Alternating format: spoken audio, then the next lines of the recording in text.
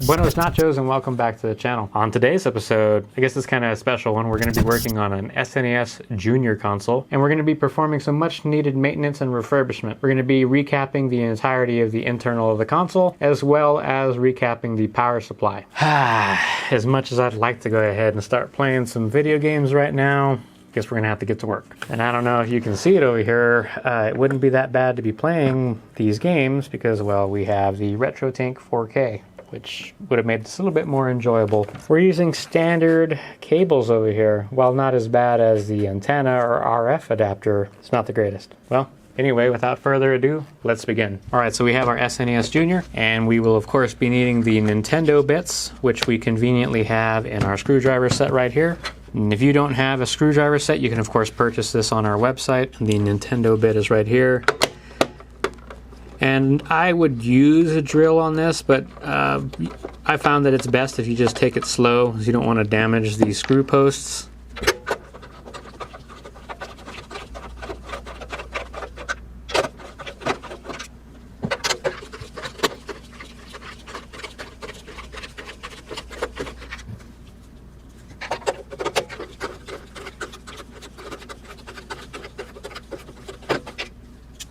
Set those screws to the side. Did have one in here that refused to come out. There we go. All right. What do you suppose this thing looked like inside? Well, I gotta say it looks relatively clean. Most likely we'll be putting some deoxit on this cartridge port right here, so that wouldn't hurt. We're dealing with something that's definitely of age. Yeah, looks to be a well-maintained console. Go ahead and set this to the side. And now we're going to, of course, remove this circuit board from the unit here. So we're going to swap on over to our Phillips.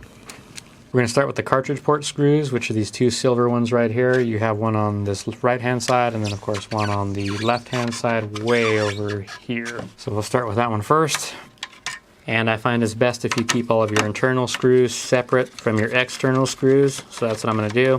I'll just set those in the front over here. You can't really see it, but they'll be in the front. All right, so that was the two cartridge port screws that are right here. Next ones are going to be these four. And I do believe you have to remove all four. Yes, you do. So let's go ahead and remove those next. Also Phillips. And I believe I am using a PH3. Let's go ahead and double check. Yes, it's a PH3 screwdriver bit.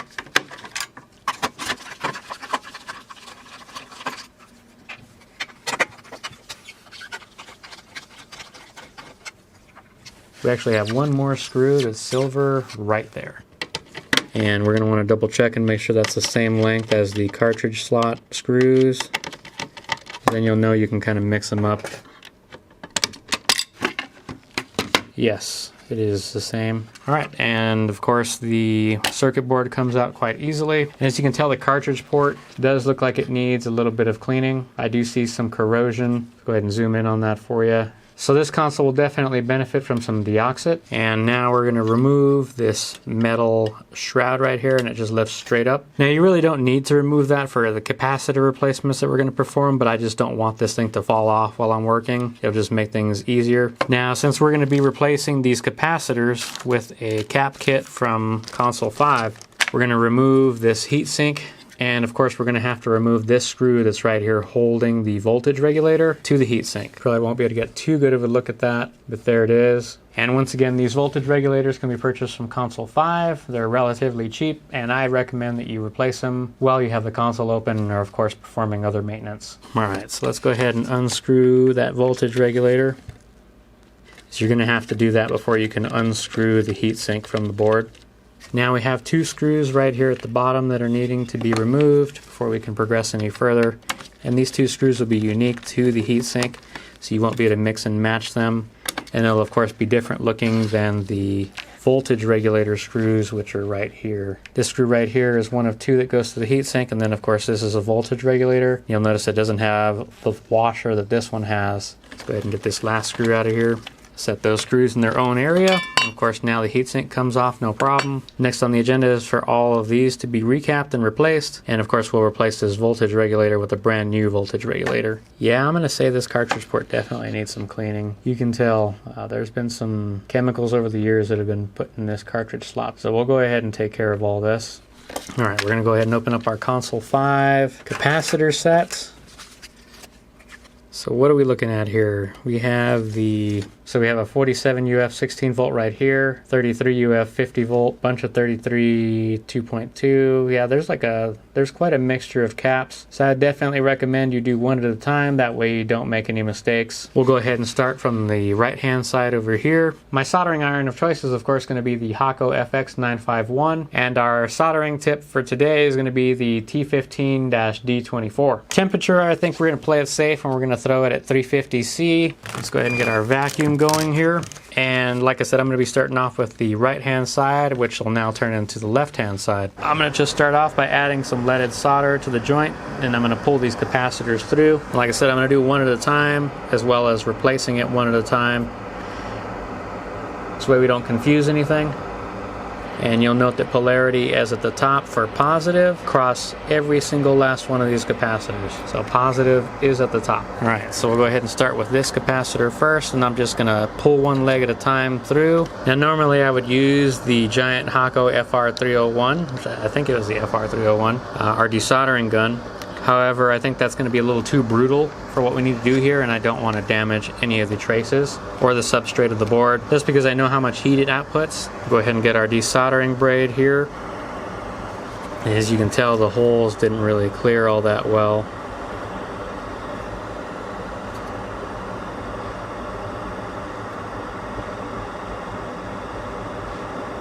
Let's go ahead and cut off some of this desoldering braid.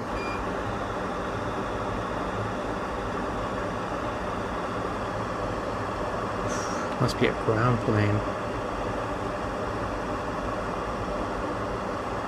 Yeah, that's exactly what it is.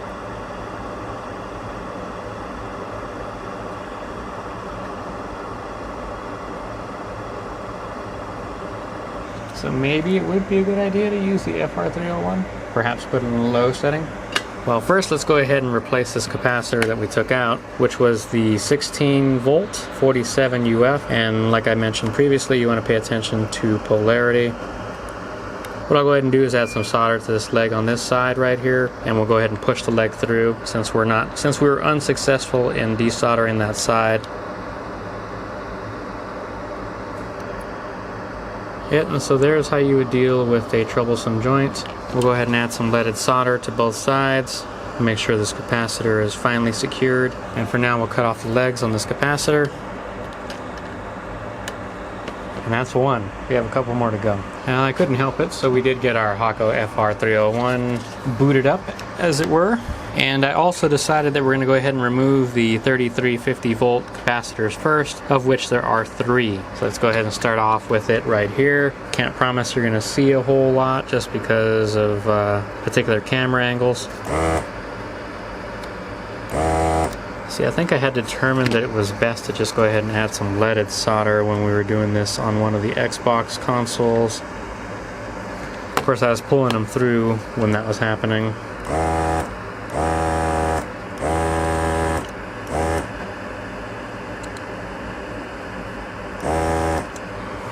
That was both sides. Not exactly the easiest to get out of there for some reason. So that's one.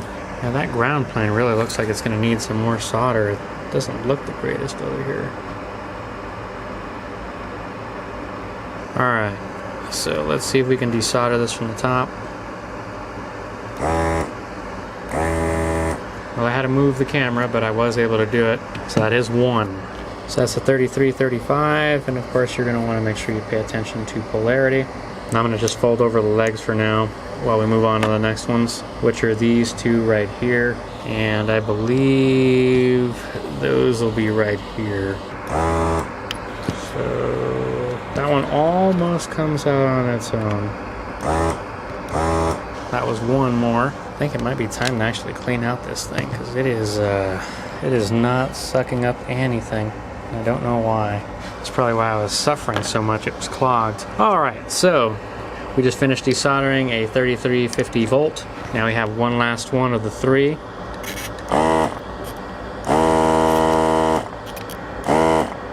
Pull that through. Alright, and that one came out. We're going to want to clean up these holes.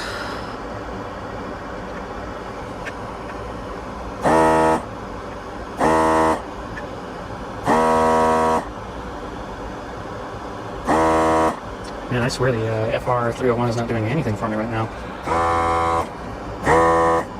Okay, there we go.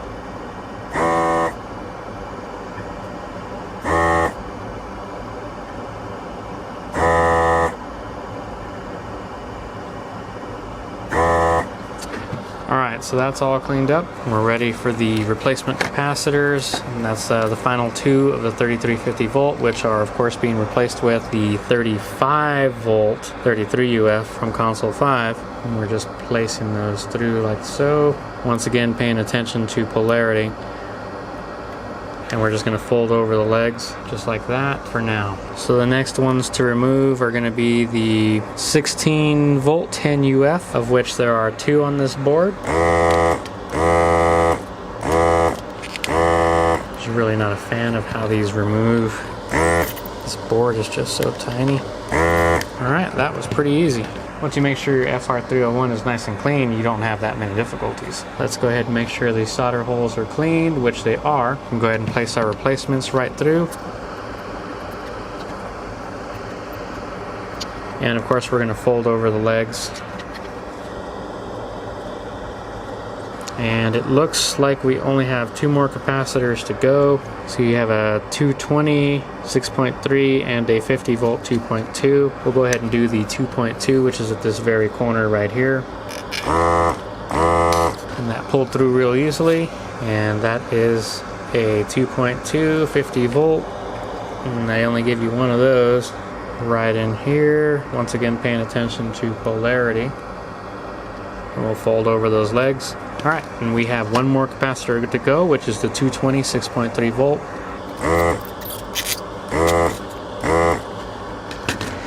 Alright, and that is it for the cap removal, at least on this board. 220 6.3 volt. Double check that you're replacing it with the correct one. 220 6.3 volt. Once again, paying attention to polarity. And we'll go ahead and fold over that leg. Alright, and now we're going to go ahead and put some solder on all of these joints. I think I will add a little bit of flux just because it'll look nicer if I do. Now that we have our fancy new solder remover, it won't be that bad. And let's see, that was all the caps on this, so I think we'll go ahead and turn off our FR301 and move it to the side for now.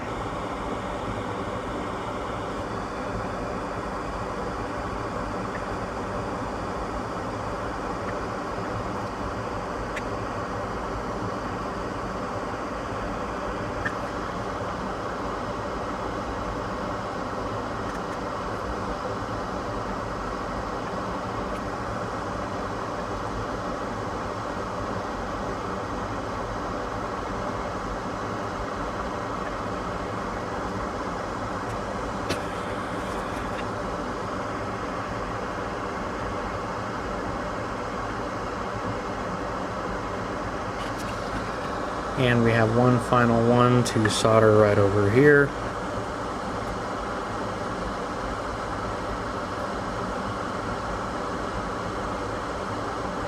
Just double check that everything is looking nice and aligned over here. We kind of want to go with the same look that the original had, which everything is somewhat decently aligned, as you can see. Okay, next on the agenda is to replace this voltage regulator with a brand new voltage regulator. So the easiest thing to do is just add solder to all three legs at the same time. Then of course we'll pull it on through. It's like a tooth essentially, and it comes out just like that. And in theory we should be able to get by with using just strictly the desoldering wick.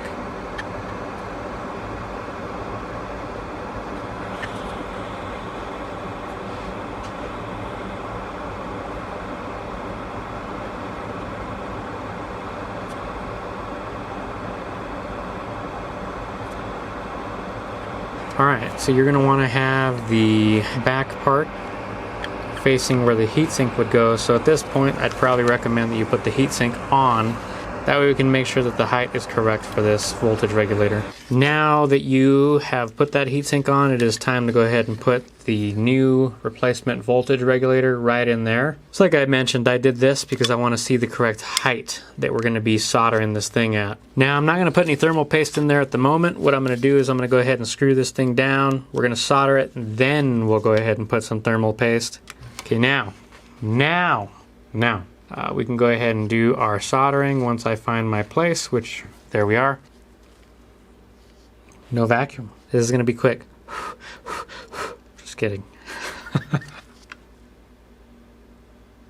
So that's 1. 2. Y 3.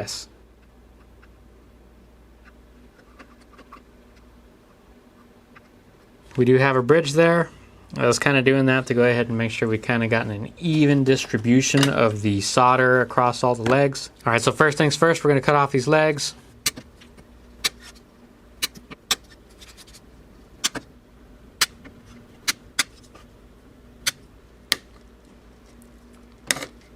Man, we're definitely looking quite fluxed up here. So I think at this point I'll go ahead and cut this a little bit. I don't think it'll short anything, obviously, because there isn't really a plate at the bottom of the board. Now it's time to use the obligatory MG Chemicals 4140A flux remover. You don't want to be leaving your boards all fluxed up. There's a joke for you. So get this all nice and clean. I mean, this board already has had some kind of chemical or something applied to the cartridge port, which we're going to be taking care of pretty close to the end of this thing. And you want to try and get as much of that flux off as possible. Now I'm going to go ahead and spray it down with some alcohol.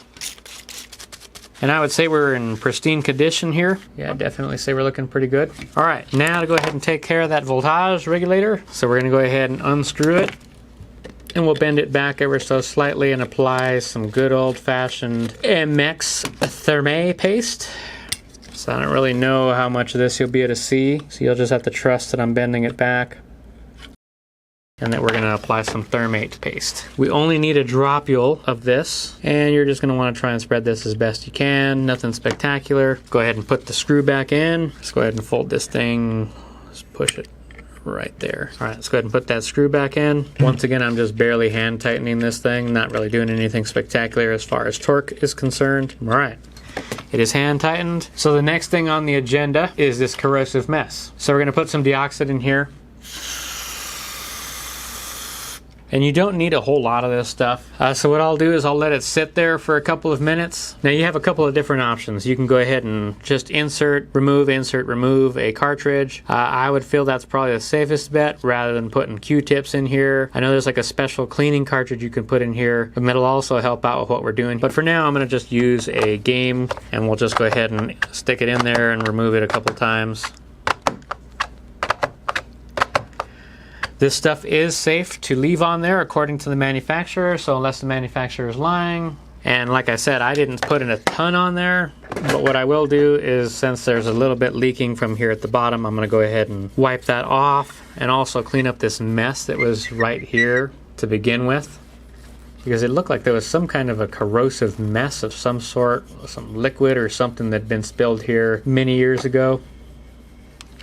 We'll just wipe that up as best we can. Then I'm going to go ahead and use some alcohol real quick to kind of flush everything out that might be in here as well. Probably should have done that before I started, but what can you do? Alright, so now that we have our console all capped up and cleaned with some nice fresh deoxit, as well as having the voltage regulator replaced, it is time to go ahead and put everything back together. So let's go ahead and get this bottom shell going. And we of course have 3 screws, Phillips. One went in the back right over here in this area, essentially where the multi-out is. And you're going to want to back it out until it drops in. It'll find the old threads, and then you can start screwing it. You're going to want to hand tighten. Don't go too far, and that's it. And now we have 2 screws that go in the cartridge slot. Like I said, you're going to want to back it out till you hear a tick, and then you go ahead and screw it down. Hand tighten. Stop when there's barely any resistance. And the same thing for this side. Back it out. It fell in. Now you can tighten it again.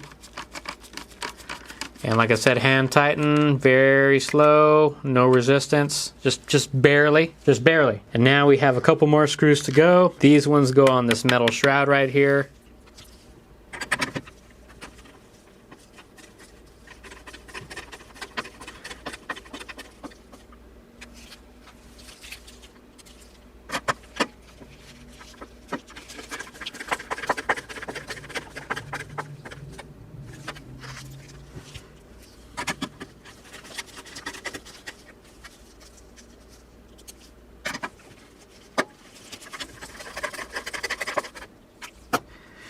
All right, I probably didn't need to do it, but I did end up putting most of the console back together. I think at this time it's probably safe to go ahead and test it out and see how it's doing. I of course previously had it hooked up to the retro tank, but I think in this case I'm not going to do that. We'll just have it hooked up to regular old AV and we'll watch it on TV over here. Probably shouldn't be plugging in a controller because it's going to be so damn tempting to go ahead and play a game. And there you have it. It is working just fine. Good old-fashioned Sim City. All right, so we know the console's working. We finished the recapping. We installed that voltage regulator. Of course, there are a couple more quality of life repairs and upgrades that we can perform on this Super Nintendo, but we're not going to do those right now. As promised, we're going to go ahead and take care of that power supply, also known as the AC-DC adapter, which we'll go ahead and do right now. Let's go ahead and remove our illustrious SimCity cartridge. Set that to the side. Set the Super Nintendo to the side as well. Okay, now it's time to open up this dangerous beast. I probably should put all the screws back together on that Super Nintendo since we know it's good to go. So let's go ahead and do that now. Getting too far ahead of myself here. And now we want to put these 4 screws with the proprietary Nintendo bit, also known as a Nintendo bit. So let's go ahead and grab that. Let's see, where did it float off of to? Ah, yes, it was stuck to the magnet. So same rule applies. You'll want to back out these screws until they settle into their groove. And then you just tighten them down. This one's probably acting weird, yeah.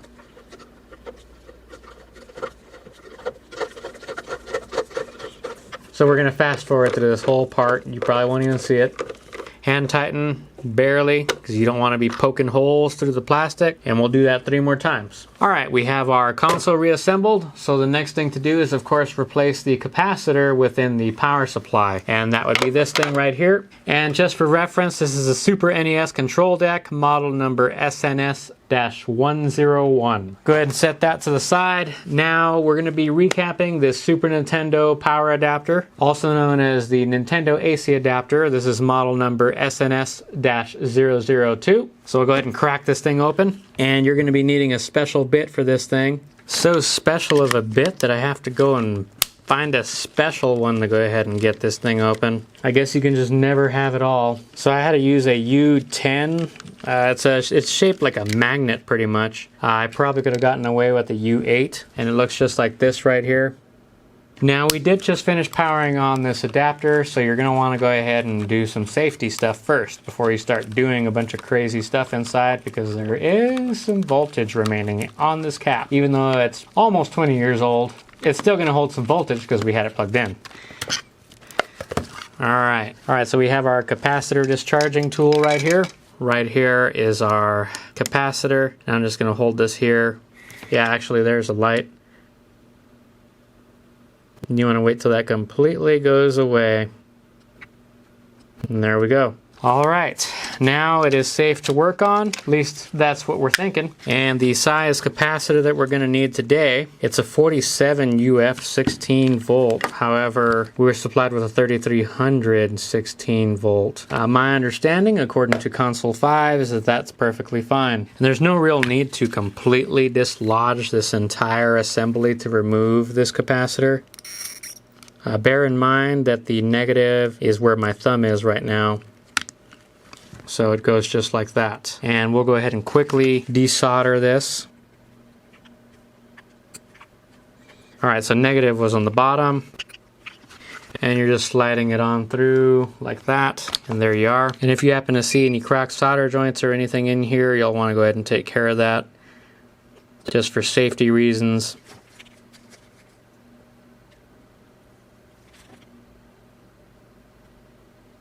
Alright, and there we are. Let's put this shell back on, put this thing in the appropriate orientation. And there we are. Now to put these screws back in, and we'll see you back at the console. RetroTink 4K all set up and plugged in. Alright. So what do you think's going to happen here? Is it going to burst into flames? Of course, we do need to turn on the RetroTink, so let's go ahead and do that now. And then, of course, now I need to pick a signal. Looks like we're forever in suspense mode here. Alright, almost don't even want to finish out the video here. As you can clearly see, SimCity is working, so the SNES didn't burst into flames and it's working just fine. Of course, it was supposed to work. It's ready for many, many more years of life to come. If you enjoyed this video, if you found it helpful or useful, please remember to leave us a like and subscribe, and thanks for watching. Until next time, now to go ahead and play some games.